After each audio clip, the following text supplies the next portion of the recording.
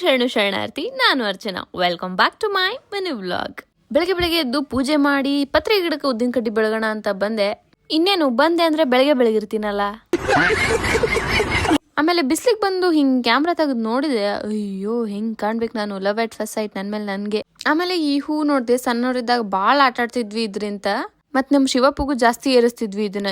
ಈ ಹೂ ಮತ್ತೆ ಈ ಗಿಡದ ಎಲೆಗೆ ಬಾಳ ಅಂದ್ರೆ ಬಾಳ ಹೆಲ್ತ್ ಬೆನಿಫಿಟ್ಸ್ ಐತಿ. ಮೊದ್ಲೆಲ್ಲ ಜಾಸ್ತಿ ಇತ್ತು, ಆದ್ರೆ ಯಾಕೋ ಏನೋ ಬಾಳ ಕಮ್ಮಿ ಆಗ್ಬಿಟ್ಟಿಲ್ಲ. ಇದು ಮಮ್ಮೀಸ್ ಗಾರ್ಡನ್, ಅದ ಕ್ಲೀನ್ ಮಾಡೋದ್ ಮಾತ್ರ ಪಪ್ಪ. ಆಮೇಲೆ ಇಡ್ಲಿ ಕಡೆ ಮೂವಿ ಸಾಂಗ್ ಕೇಳ್ಕೊಂತ ಜರ್ನಲ್ ಬರೆಯತಿದ್ದೆ. ಸಾಂಗ್ ಇಲ್ಲಾರ್ದ ನಮಗ ಆಗುದಿಲ್ಲ. ಎಷ್ಟ್ ಮಸ್ತ್ ಐತ್ ಗೊತ್ತು ಸಾಂಗು, ವೈಬ್ ಮಾತ್ರ ವಾವ್. ಅವ್ ಸಾಂಗ್ಸ್ ಸಾರ್ಥಕವ ಇಲ್ಲೋ ಗೊತ್ತಿಲ್ಲ, ಆದ್ರ ಮನ್ಸಿಗೆ ಮಾತ್ರ ಬಾಳ್ ನೆಮ್ಮದಿ ಕೊಡ್ತಾವ. ಅದಕ್ಕೆ ಹೇಳೋದನ್ಸುತ್ತೆ ಮ್ಯೂಸಿಕ್ ಹ್ಯಾಸ್ ನೋ ಲ್ಯಾಂಗ್ವೇಜ್ ಅಂತಂದ್.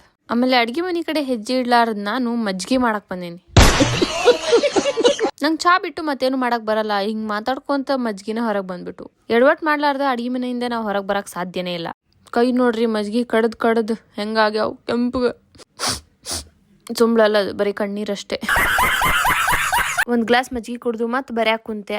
ಈಗಂತೂ ಚಳಿಗಾಲ ಸ್ಟಾರ್ಟ್ ಆಗೈತಿ, ಅದಕ್ಕ ತುಟಿ ಎಲ್ಲ ಒಡ್ಯಾತಾವ. Lip balm ಹಚ್ಕೊಂಡೆ. ಸಂಜೆ ಆಯ್ತು, ಅಷ್ಟೊತ್ತಿಗೆ ನಮ್ ಡುಮ್ಮ ನನ್ ಬೆನ್ ಹತ್ ಬಿಟ್ಟಾನ.